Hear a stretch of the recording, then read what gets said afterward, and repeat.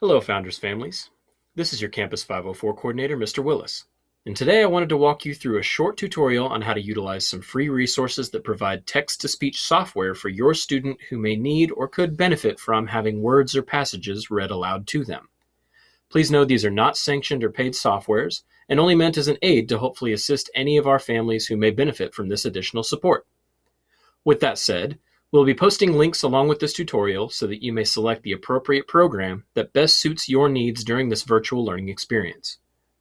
I'll be showing you 3 different programs that have extensions you can install as direct applications in Google Chrome so that you don't always have to leave the website on which you are working, such as BrightThinker. To start us off, I'm going to go over the 3 different programs that each have the Google Chrome extensions that can also be used individually as you go on. Then I'm going to show you how they work in real time. The first one I'd like to talk about is the Read Aloud, a text-to-speech voice reader.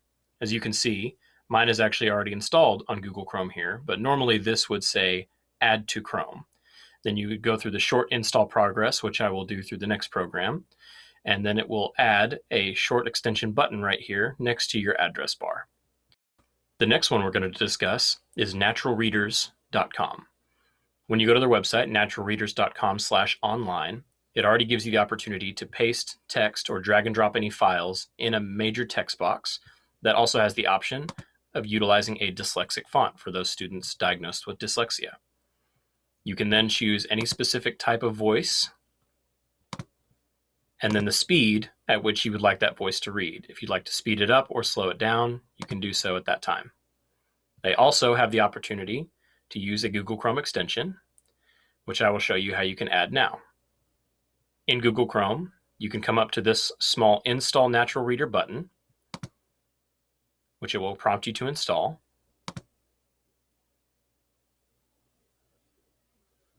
And at that point, it is installed on your computer and you can bring it up as an application anytime.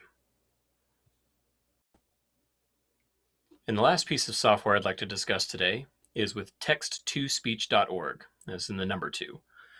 It's much like Natural Reader, in which you open the main page and there is a text box to which you can drag, drop, or paste any text up to 4,000 characters. You can then change the voice type to which you would like to listen, as well as the rate at which it is read. So change the talking speed. The difference between this one and not using the extension is that it allows you to save files, and you can name it and then save it after it's completed, and then you can reference back to that at any point with the saved file that's on your computer. However, you can also do the Google Chrome extension like I showed you with Natural Reader, and it will leave this small text box just like the Read Aloud as well. So just to give you an example of what some of these programs might sound like, I'm going to go to our Founders main page here and just make a quick selection from our mission statement. And at this point, you can either choose to right-click directly in the window, or you can go up to the radial button for whichever program you've selected, and then it should read it aloud for you, such as this for Read Aloud. The mission of Founders Classical Academy of Shirts is to train the minds and improve the hearts of young people through a rigorous classical education. Or alternatively, through TextToSpeechorg. The mission of Founders Classical Academy of Shirts is to train the minds and improve the hearts of young people through a rigorous classical education. And lastly, you can also copy the text and go to Natural Reader.